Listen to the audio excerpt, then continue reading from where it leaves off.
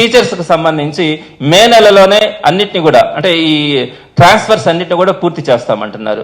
మే నెలలో ట్రాన్స్ఫర్స్ చేసేటప్పుడు సుమారుగా ఈ 16,347 పోస్టులు ఈ రోజు మనకు డిఎస్సి నోటిఫికేషన్ ద్వారా వ్యాకెన్సీస్ కనుక ఉండే పని అయితే వాటన్నిటిని కూడా బ్లాక్ చేయకుండానే ఇస్తామని చెప్పి కమిషనర్ నేను చెప్పినారు, మంచి మాటే. అయితే బ్లాక్ చేయకుండా ఈ ట్రాన్స్ఫర్స్ అన్ని కూడా ఇచ్చినప్పుడు కంప్లీట్ గా ఈ ట్రాన్స్ఫర్స్ విషయంలో రిమోట్ లో ఉండేటువంటి స్కూల్స్ అన్ని కూడా 16,347 పోస్టులకు సంబంధించి రిమోట్ స్కూల్స్ అన్ని కూడా వ్యాకెంట్ గా తయారయ్యే పరిస్థితి ఉంటుంది. మరి అవన్నీ కూడా వీళ్ళు సుమారుగా ఆగస్టులోనే సెప్టెంబర్లోనో అంటే ఆగస్టుకు ప్రాసెస్ అయిపోతే ఎప్పుడో సెప్టెంబర్లో నియామకాలు చేసే పని అయితే అప్పుడు దాకా కూడా ఈ స్కూల్స్ నిర్వహించే అవకాశం ఉందా లేదా, అసలు వీళ్ళకి చిత్తశుద్ధి ఉందా అంటే ఈ ప్రాసెస్ అంతా కనుక చూస్తుంటే సెప్టెంబర్ దాకా కూడా వీటన్నిటిని కూడా పూర్తి చేయకుండా ఉండడం అంటే అసలు ఈ ప్రాసెస్ ని వీళ్ళకి కంప్లీట్ చేయాలన్న ఆలోచన ఉందా?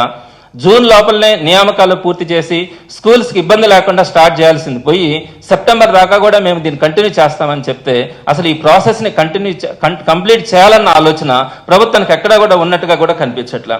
ఇంకపోతే ప్రధానమైనటువంటి ఇంకొక పాయింట్ కూడా ఈ రోజు ప్రతి ఒక్క నిరుద్యోగి కూడా చెప్తా ఉన్నటువంటి ఒక అంశాన్ని మీ దృష్టికి తీసుకొని వస్తున్నాను.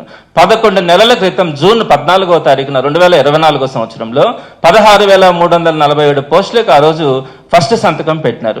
కరెక్ట్ గా 11 నెలల తర్వాత ఈ రోజుకి కూడా అదే 16,347 వ్యాకెన్సీస్ ఉన్నాయి.